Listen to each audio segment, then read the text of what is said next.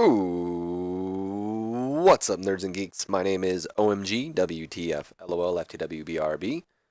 Welcome back to more Total Extreme Wrestling 2016. We are playing as the WWF in the year 2001. And despite the Invasion pay-per-view, which went over great, I may add, I'm still raving about it. Although, maybe the pay-per-view grade wasn't reflected to what I was expecting. But in my mind, that was an A-star show. So, it's not necessarily fair. Either way, though, despite Invasion being over, we are still indeed booking the Invasion angle, and we continue on here to Monday Night Raw as we have the fallout from the Invasion pay-per-view after Team WCW defeated Team WWF to beat, or excuse me, not to beat, but to win over SmackDown after The Big Show was revealed to be the traitor all along. We have a couple locker room incidents before we go into the show. First off, we have Billy Gunn, who has some heat with the locker room, as does Steve Caron. The only reason I mention them both together is because both Gunn and Caron have heat with the locker room because of their selfish behavior. I gave them both stern warnings because, well, if I'm going to give one a stern warning, the other deserves a stern warning too, despite nothing happening for both of them. Also, Scotty 2 Hottie was brought to the locker room court as he was accused of not going out for a night with the boys. You know what that means, nerds and geeks. Judge Rock, of course, found him guilty and sentenced him to buy drinks for everyone in the locker room. Scotty doesn't make that much, but his behavior improved as of it. So, I guess because now he's one of the guys. I don't know. Like I've said in many episodes in the past, if that happened to me, if I had to buy a drink for pretty much every guy in the locker room or whoever's going out partying with us, which most likely is almost everybody in the locker room, and that's not, it's just a lot of money. For a guy on like the undercard like Scotty 2 Hottie, you know what? Out of curiosity, let's look at Scotty. Scotty, makes seven, okay, maybe Scotty could afford it. Either way, let's go ahead and run the show. We open the show with a pre-show match, of course. So we start off the night with the pre-show. Kind of reminiscence to last night's Team WWF versus Team WCW. We have ourselves a 5-on-5 tag team match. Not elimination, but just, straight up 5-on-5 tag team match. Decent wrestling, not much Wayne heat. Team WWF spiked, let's just say it this way. The Hardy Boys and the Dudley Boys, that includes Spike Dudley, defeating Rey Mysterio Jr., the Natural Born Thrillers, and Kanyon and Hugh Morris after Bubba Ray Dudley defeated Sean O'Haire. Let's not say it was a powerbomb because the way I wanted to do it, but you can't do it in six-man tags. I don't know, it's just weird. With the 3D. They hit O'Haire with the 3D, got the victory. Dudley was the weakling, I should say Spike Dudley was the weakling since we have two other Dudleys in the match. He was struggling to keep up with everyone else's in-ring performance. That doesn't surprise me. He's an opener, but why not? Because he's a Dudley boy. I figured why not throw him in. So we get a B- here. By the way, here we have the teams of Thrillers, Kanyon and Hugh Morris and Ray, if you didn't know that by now. We have a couple incidents. Well, not incidents. What am I talking about? A couple things here in the Road Agent report. Spike had a C- in the ring, so that's not too bad compared to other people who are only like a grade ahead. So C- for Spike, C+ for both Devon and Bubba, B- for both Matt and Jeff, C+ for Rey Mysterio, C for Hugh Morris, and a B- for Kanyon, C+ for Chuck Palumbo and Sean O'Haire. Jeff Hardy's improving in technical, as is Matt Hardy, and Chuck Palumbo's improving in performance, so good stuff all around. So here we go, nerds and geeks. We open up Monday Night Raw to an A rating. Hell yes, A rating. After, of course, the video package, from last night's Invasion airs, and we go through our Monday Night Raw intro and all that, Raw opens up to the music of Shane McMahon, Here Comes the Money, as he and Team WCW, along with The Big Show, start making their way towards the ring. The announcers, talk about last night, talk about how Team WCW, is now the owner of SmackDown. Shane McMahon is now the owner of SmackDown because of that man right there, The Big Show, Paul White, a man who we all trusted to be on Team WWF, blah, blah, blah, blah. Once in the ring, Shane McMahon then takes the mic and he says, "Woo! What's up, Massachusetts?" Boston. I'm assuming we're in Boston. Before you comment, don't comment saying look up to freaking stadium or a place. I'm never doing it. Don't ask. It doesn't matter enough to me. Or don't even say it. Either way, I bet a lot of you are wondering why I'm so happy right now. Well, for those of you who were too cheap to shell out, not the $0, the $60 for Invasion last night, then you missed WCW winning the first battle in this war when Team WCW stood tall over the WWF. When our sole survivor, Chris Benoit, pinned that idiot Kurt Angle. After everyone said it, after everything I said came true, you see, Dad, once again, I played to your ego. I played to your stubbornness. You believe that no one on your team would ever want to leave the great WWF. But once again, you were wrong. When one of the guys you claimed was the closest to you, once again, I mean, first Lord Regal, and now we have the Big Show. Or should I say the man formerly known as the Big Show. Because from now on, what the fuck? What's going on here? Because from now on, the man formerly known as the Big Show will now be going as his original name, the name he was given in WCW, and the only name that has ever done him justice. The Giant. And that's when the man formerly known as the Big Show, Giant, poses for the crowd. They all boo. WCW, Team WCW, of course, we see here in... Shut up, thing. We see here in the angle, we have Giant, of course, the man who turned. Booker T, Flair, Benoit, DDP, and Ron Simmons, all Team WCW superstars. And, of course, Vince. And they're all clapping for Giant. And then Shane goes on to say, and since Team WCW won last night, we now own SmackDown. That's right. Once my dad signs the contract tonight, which...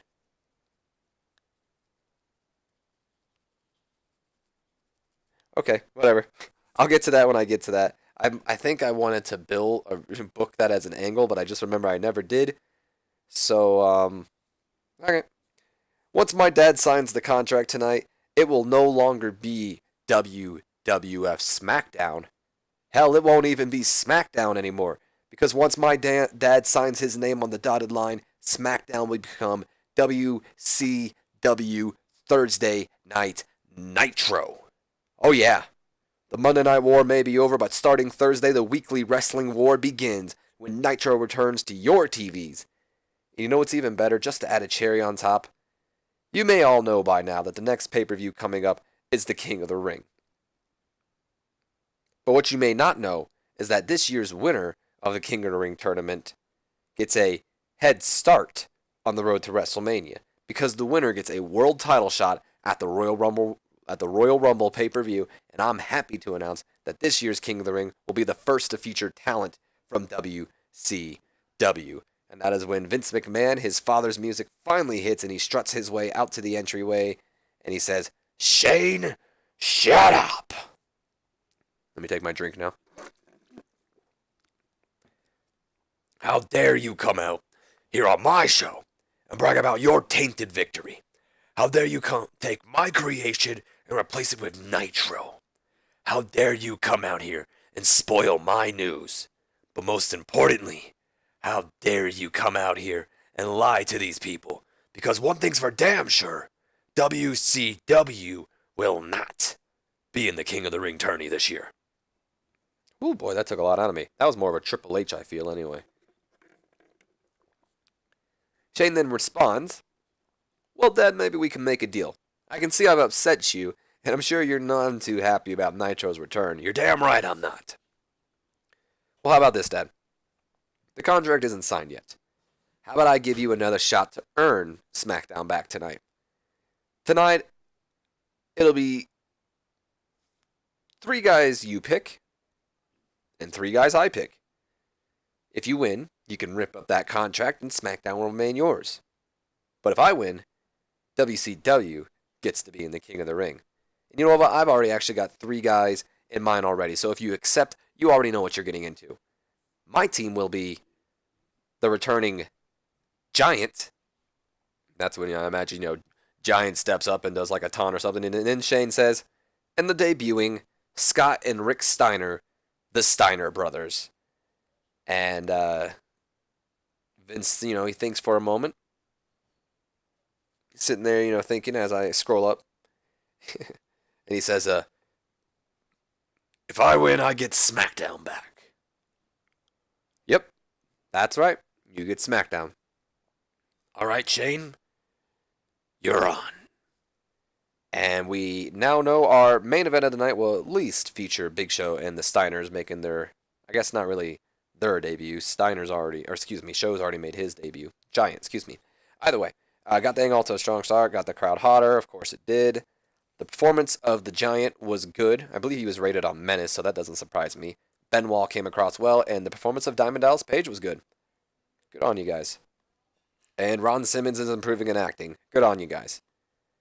So then we have a graphic, showing that tonight's main event, we know that the Giant, the man formerly known as the Big Show, will team up with the debuting Scott and Rick Steiner, the Steiner brothers, as they will take on a three-man team of Vince McMahon's choosing to try to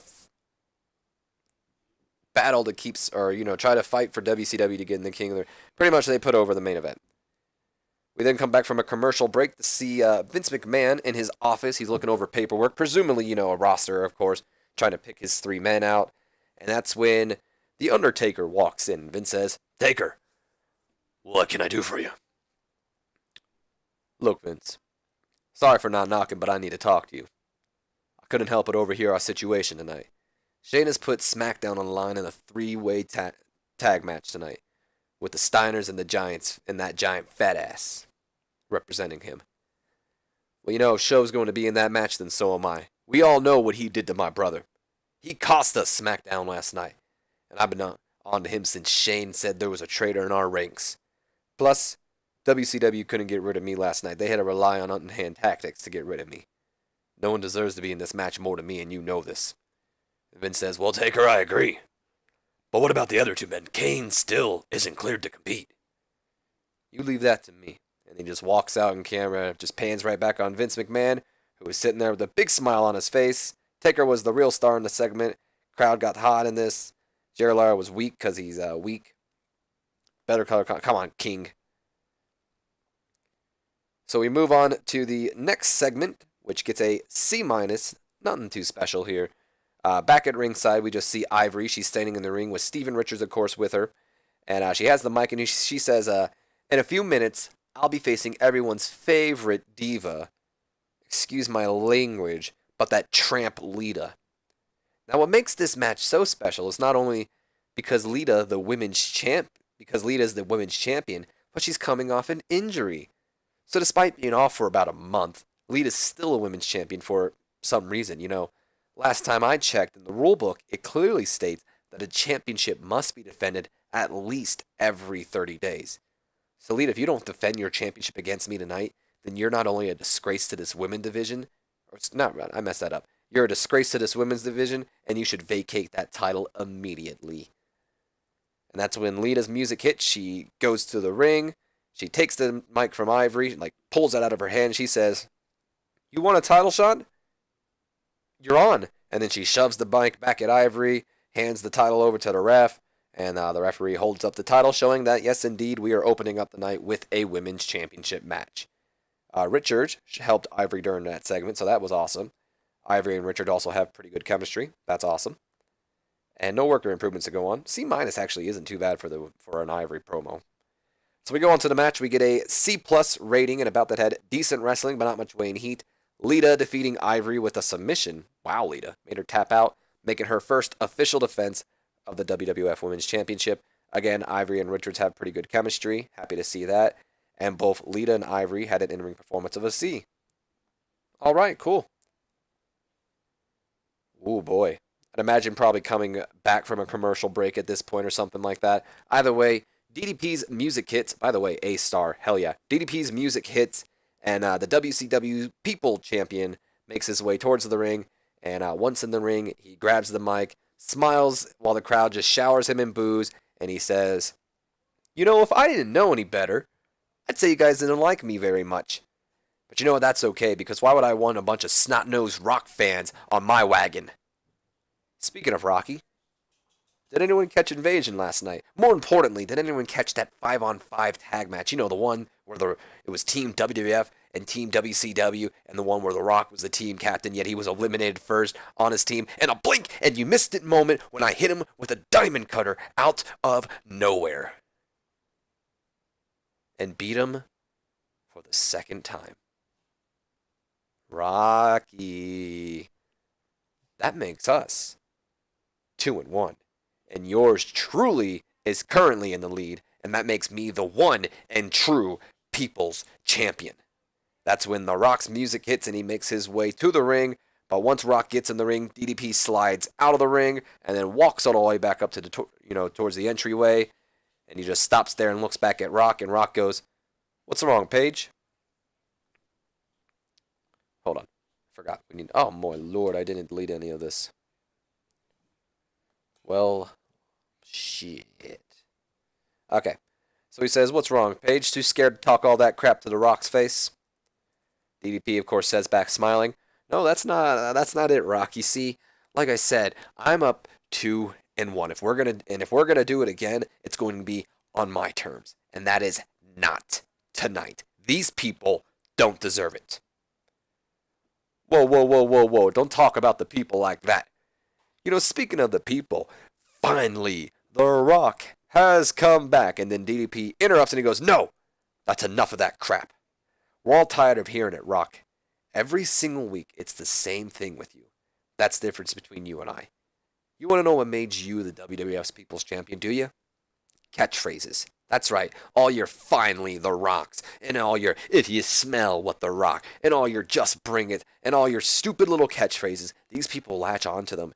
You're not a wrestler to them, you're a brand. You're a brand for the WWF. I typed in E. WWF shelling out catchphrases to promote the WWF, whereas I became the WCW's People Champion through hard work. I earned respect from those fans. I fought for my company, and I fought, and the people fought with me. I wasn't some catchphrase factory like you. I'm a wrestler, and you're an entertainer." An entertainer? Is that all The Rock is to you? An entertainer?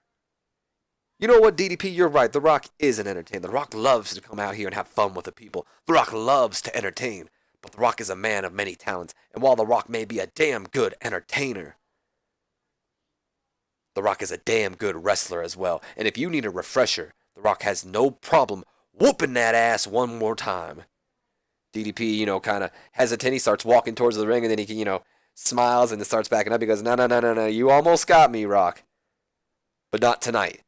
Soon, but not tonight." And then he just walks to the back, and Rock's music hits, whatever you want to say, as a nice little verbal exchange for him. I had a lot of fun writing that angle, by the way. A star, too. That makes me very happy to see it do that well. So we go on to our next segment. We go backstage after DDP, left and all that, and that angle ends, and we get a B rating.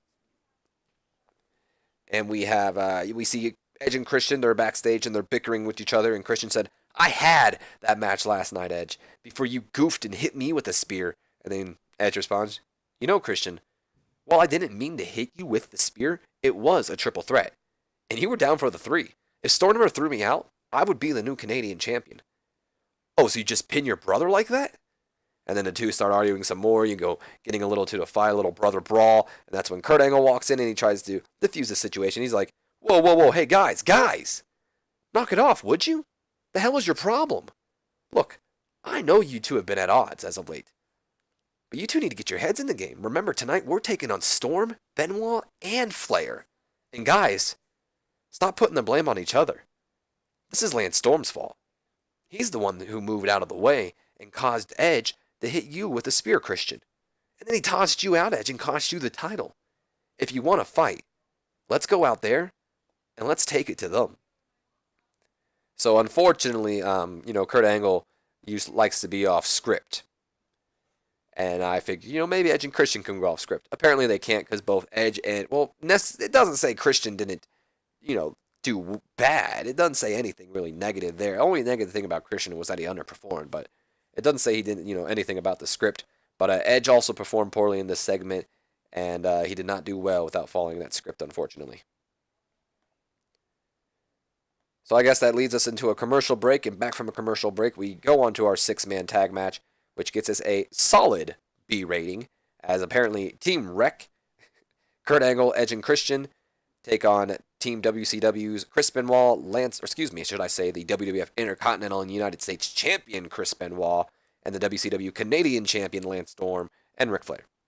So we have a bout that had decent wrestling and a decent reaction from the crowd. Team WCW, Chris Benoit, Lance Storm, and Ric Flair defeating Team Wreck, Kurt Angle, Edge, and Christian, when Lance Storm defeated Christian with a last call super kick. So what I'd imagine here is Edge maybe setting up for a spear or something on Lance Storm, and Christian blindly tags himself in. Edge kind of looks at him, "What are you doing, dude?" And Christian's like, "I'm getting the victory," or blah, blah, blah, whatever. Turns around, last call super kick, and 1, 2, 3, while Edge just kind of stands there because he's like, "You know what, whatever, dude, you did it to yourself." So Chris Benoit came out of the match looking good. That's pretty good. Christian had an in-ring performance of a C+, looking like the weakest of the 6 men in the match. Edge had a B-, Angle had an A, Flair had a B+, Storm had a B-, and Benoit had an A. All good stuff. Ric Flair's improving in Rumble skills, Edge is improving in performance, as is Christian. So we then go back to backstage, and we have a C- rating here. Michael Cole here with my guest at this time is the returning WWF Women's Champion, Lita. Lita, tonight you made your return to the ring after a brutal attack from WCW's Natural Born Thrillers a month back. And unfortunately, we missed out on your championship celebration. But it must feel good to be back and finally get to celebrate being champion by having a successful defense against Ivory earlier tonight. Lita then responds, "Cole, I'm so happy to be back in the WWF. I may have took a hit, but this is war. And I'm a tough girl." But you're right. It did feel good to go out there and defend this title finally, because there was a lot of truth to what Ivory said out there. But it doesn't matter, because I went out there and I proved why I deserve to be the WWF Women's Champion. And I'm honored to be the face of this division.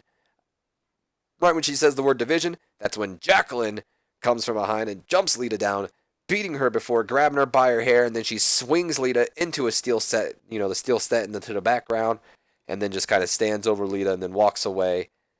And that starts our new Lita Jacqueline storyline. And then also should start teasing a heel turn for Ms. Jacqueline here. But hopefully I said it. I'm pretty sure I did. We then go to a B+, probably once again, coming back from a commercial break or some jizz like that. And B+ rating here. And we have the commentator. I guess this wasn't back from a commercial break, because I clearly said while the commentators are trying to figure out what just happened between Lita and Jacqueline, Lord Steven Regal's music hits, and out comes the WCW commissioner alongside his 2 bodyguards, Mark Jindrak and Sean Stasiak. Regal, of course, carrying a smile on his face as he makes his way towards the ring.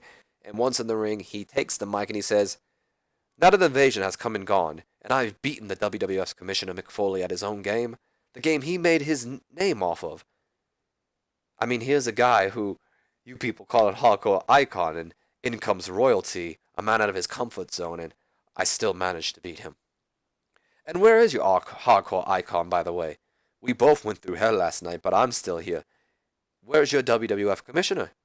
I'll tell you, at home nursing his wounds."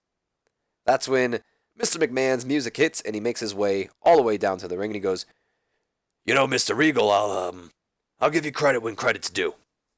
Last night you beat Mick Foley in his match. And unfortunately for Mick, he is indeed at home nursing his wounds. As you know, he also got to feel the same brass on his jaw from your knuckles that I felt. You know what else, Regal? You are right. You are here tonight. And that's great. Because I've just decided to book you in a match. Since you seem all right and all that, seeing that you were just in a match last night, you seem healthy. I've got just an appointment for you, Will. Someone you actually are quite familiar with. Chris Jericho." That's when Jericho's music hits, "Break the walls down!" And he makes his way towards the ring. And as him and, I had to take a drink, excuse me. As he and Vince McMahon, of course, pass each other, they shake hands. And he makes his way to the ring, and I guess the announcers put over that. Well, coming back from the commercial break, we'll see Chris Jericho battle Lord Steven Regal, and I don't know why I'm doing this announcing voice. All right, cool. Jericho looked good, and Regal and Foley gained some heat. Sean Stasiak also developing better performance. There you go. So back from our commercial break, we have a B-. A little disappointed here, actually. Actually, B- isn't that bad, but I mean, maybe I was expecting a B out of these two, but whatever, that's fine. Regal's not the most, over guy. I guess he's only a mid-carder. Whatever, I'm not that mad about it. We have a bout that had good wrestling and a decent reaction from the crowd. Chris Jericho defeating Lord Steven Regal with a pinfall. Nothing too special, apparently, I guess.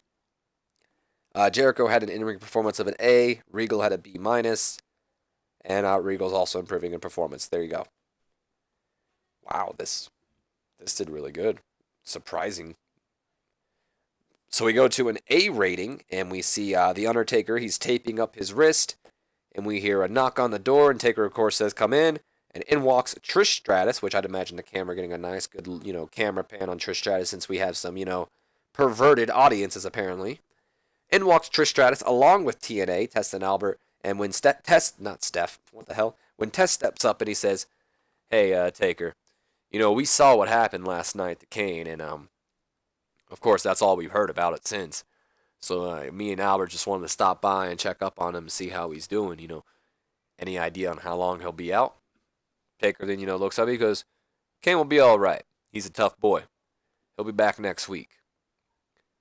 Well, that's good because, we want you guys at 100% when we get our tag title match. Taker then laughs and he goes, "Test, even at less than 100%, we could take you guys." Test then, of course, laughs back. Now, they're not being, rude to each other. They're kind of like joking. Like, they have, like, a mutual respect for each other. So they're kind of joking. And Test is like, "Yeah." He goes, "Oh, yeah?" And then Taker's like, "Yeah. Hey, you know what, though? Our match can wait till next week when Kane returns. But tonight, I've got Giant and the Steiners. You guys feel like becoming famous?" And the Test is just like, "You know what? Yeah, you're damn right we do." And the Taker's like, "Cool, I'll see you guys out there." And that's when Test and Albert, they go and shake Taker's hand, and then they leave. And we just see Taker going back to taping his wrist. So Trish Stratus is getting better at a gimmick. Taker was good. So usually Taker performs really well. What surprised me here is the fact that Test was also rated on Entertainment, and he got an A rating with this. That's a pretty good, yeah. Trish was rating on Sex Appeal, so that could also have done something. You know what? Let's look at the dirt sheets. Did we get something? Let's see. Good stuff, good stuff, good stuff. All good stuff. Nothing, I guess, really negative. It doesn't tell me who did what. So we then go to an A rating, and I imagine this being, back from a commercial break. We see Stone Cold Steve Austin. He's standing there and waiting for Michael Cole, who finally shows up, and he says, "Hey, Steve, I was told you wanted to see me." "Yeah, you're damn right I wanted to see you. The hell took you so long, Cole? Feels like I've been waiting forever." "Sorry, Steve. What can I do for you?" "Just stand there, hold the damn mic. Ladies and gentlemen, this is your WWF champion here." And this is OMG WTF taking a drink. "With an update on his protege, Rhino. The Rhino was brutally taken out by that big-nosed bastard, Triple H, who, when I get my hands on, is gonna make him pay. But this isn't about that jackass. This is about a great man in Rhino who is now at the hospital in Detroit being taken care of by his childhood doctor, and he will be back soon. Now get the hell out of here, Cole. I'm done." And then Austin just walks off, gets in his car, and drives off while Michael Cole just stands there like, what the hell just happened? So, nothing too special. Austin just quick update on Rhino, and then I'm out of here. I'm going to Detroit and checking on my protege. So Austin was fantastic, but Cole was very underwhelming, which, duh. We then go to our main event of the night, which gets a solid B rating, and about that had good wrestling and a decent reaction from the crowd. The Giant and the Steiner brothers defeating The Undertaker and Test and Albert in 12 minutes, 17 seconds, when Scott Steiner defeated Albert with a Frankensteiner. Steiner making his debut along with Rick Steiner, and I guess Giant making his first debut as the Giant. Either way, there was not a lot of selling shown. That doesn't surprise me. Albert had an in-ring performance of a C+, C+, C+. Test had an in-ring performance of an A. Undertaker had an A star. Rick Steiner had a C, so he was the weakest of the two. And Scott Steiner and the Giant both had an A rating. Unfortunately, it lost the Invasion storyline heat, but we'll get that back in like no time. Also, Scott Steiner is improving in both Rumble and performance skills. So like I said, I kind of wanted to book like a contract signing angle here, but I forgot to do it. But it doesn't really matter. We can always just say it happened off screen. But it's pretty much just Vince McMahon signing the contract and Shane McMahon bragging. It was nothing really special. Look at that. Rating A. Hell yeah. That's a good rating. Also increasing our popularity in 16 regions. Not too shabby. And we get a Steve Corino look. Oh, what's this? Decisions. I don't think I put out any contracts. I'll check in, and if I spoil it, my fault. But it's probably something best. Rey Mysterio is the best high flyer in wrestling. That doesn't surprise me. What do we have here? Mark Jindrak is going to be a star, according to Chris Jericho. The kid is worth pushing hard. Well, that's why The Undertaker made him his protege. So what do we have? It's a pay raise. Okay, I was about to say. I knew it was some coincident. So Rey Mysterio. Booker T says, I'm currently being paid $20,000, $600 per month, which is a lot lower than the $48,890 that I'm worth. I'm requesting a...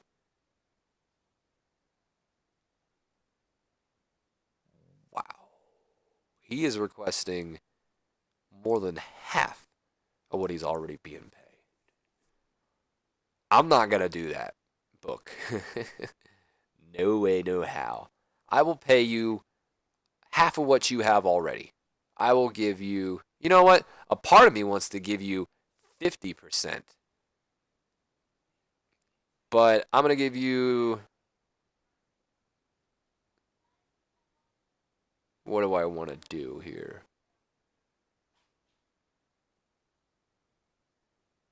Let's give him a 75%. He's also pleased by our decision, so I guess nothing happened out of it. But 75 seems fair to me. Give him about, because if you look at it, we go to Booker T here. If you look at Booker T, and this is kind of off cam, so if you guys want to click off, go right ahead. Booker T's an A popularity in almost everywhere. If we go to his popularity, just from us, so he started off as a B- when we started this game, and now he is at an A popularity. This happened to a lot of WCW guys after Invasion, by the way. I think Booker T, Chris Benoit, and Diamond Dallas Page are all A popularities in America. The only difference between, Booker and Benoit is that they are A in popularity in other countries where DDP is only in America. So we go here in America, A popularity. Canada, A popularity. He's up there, in Mexico now too, getting B+ B popularity. Just about A popularity and everywhere in the British Isles. Southern England's being stubborn. Only like, he's a B+. Japan, he's getting up there. He started at a C. He's now, getting to the B, B-. Europe, C, got to a B+. Australia, about A in half the country. So, Booker T he deserves it. In my opinion, he definitely deserves it. He's proven himself. And like I said, if you guys want to be curious, I can go to Chris Benoit here. Popularity, when we started him, started at a B- in America, now at an A. B- in Canada, which is surprising to me, now at an A. B- in Mexico, almost at an A. He's got B+ in 2 place, A in 1 place already. British Isles, all at an A. Japan, B+. Europe, B+. Australia, Benoit's super up there as well. And then, like I said, with Diamond Dallas Page, he's not an A everywhere, but we go to his popularity. He started out as, B rating. He's now at an A in pretty much all of America minus Puerto Rico. We go to, Canada, B+ everywhere. Mexico, B. British Isles, B+. Japan, pretty much B, B-. Europe, B, B+. Australia's got B and B+. So, everyone's getting over. Like, a lot of people have been getting over, and what can you say? Nursing is getting pretty good right now. I've already changed it, as you can see. WCW Nitro is legit a thing now, as we've already done with The Giant as well. And I've also got some other surprises for you, but we'll have to wait till Nitro. That's going to be the official end to this episode, even though that happened not too long ago. My name's OMG WTF LOL to WBRB. I'll see you guys for WCW Nitro, but until then, have a wonderful day, guys.